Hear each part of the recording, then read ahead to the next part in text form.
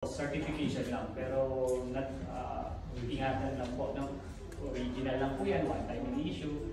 Kung magta-travel kayo sa Pilipinas, balikbayan program, all former Filipino po kayo, balikbayan program allowed 1 year to stay in the Philippines without visa or dual citizenship.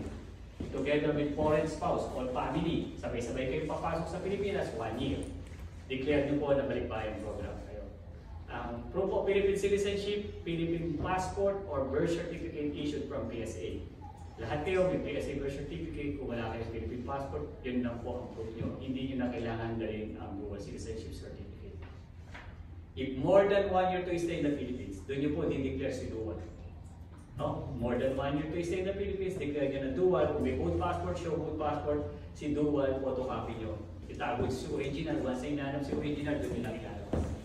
Every time na mag-renew kayo ng passport, after 10 years, yung mga nag-renew kayo ng passport, 10 years, kailangan pa rin po si dual. Yan po ang requirements palagi once na nag-renew kayo ng passport. No? Yung mga hindi nag-apply ng passport, passport is option not mandatory. Kahit saan na kayo pwede mag-apply, basta follow nyo lang yung requirements ng passport application, kasama po yan. No? Pwede kayo sa Pilipinas, kung saan po kayo mapunta na may consulate or outreach, pwede kayo mag-apply ng passport anytime na po.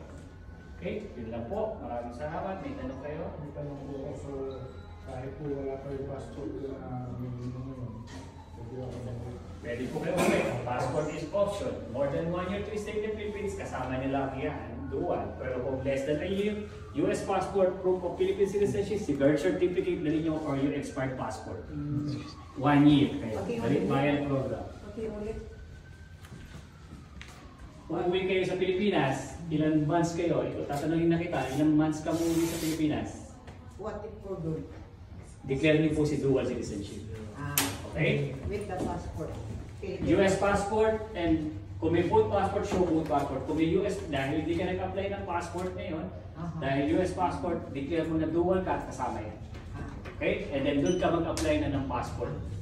Mainam din po na may Philippine passport, pag nag-more than 1 year o 2 years kayo sa Pilipinas, baka kasi yun po kasi po ang identification ninyo. Philippine passport. Okay? So pag less than a year lang, hindi nyo necessary kailangan ng Philippine passport. Okay? Thank you. Thank you. Picture. Did you get all that?